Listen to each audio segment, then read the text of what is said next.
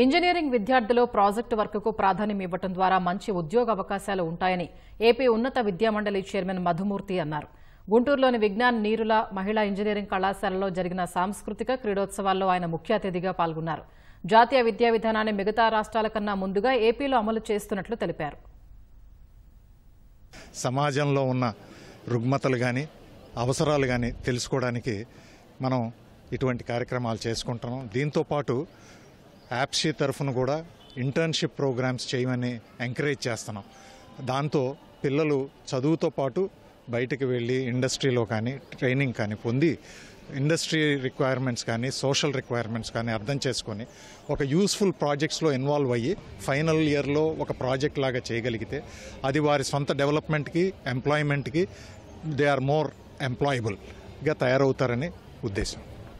ఏంటి క్లాస్ రూమ్లో చేయలేని అంశాలు అంటే టీమ్ స్పిరిట్, నలుగురితో కలిసి పనిచేస్తేనే ఎవరైనా పైకి వెళ్ళటానికి అవకాశం ఉంటుంది. రెండవది ఇంటర్ పర్సనల్ స్కిల్స్, అంటే పక్క వాళ్ళని ఎట్లా అర్థం చేసుకోవాలి, ఎట్లా కన్విన్స్ చేసుకోవాలి అదంతా. మూడవది ఆర్గనైజేషన్ స్కిల్స్, ఒక ఈవెంట్ ఉంటే దాన్ని నలుగురు కలిసి ఎట్లా ఆర్గనైజ్ చేయాలి అనేది. ఇట్లాంటివన్నీ క్లాస్ రూమ్లో చెప్పలేం. అందుకని ఈ కార్యక్రమాల ద్వారా వాళ్ళకి తెలియజేస్తే చాలా మంచి జరుగుతుందని మా ఉద్దేశం. ఈ ప్లేస్మెంట్స్ ఇవన్నీ ఎట్లా ఎవరికి వస్తున్నాయి ఏంటని అనలైజ్ చేస్తే ఎవరైతే ఇట్లాంటి కార్యక్రమాల్లో పార్టిసిపేట్ చేస్తారో అట్లాంటి వాళ్ళకి ముందుగా మంచి పెద్ద పెద్ద ఉద్యోగాలు కూడా వస్తున్నాయి.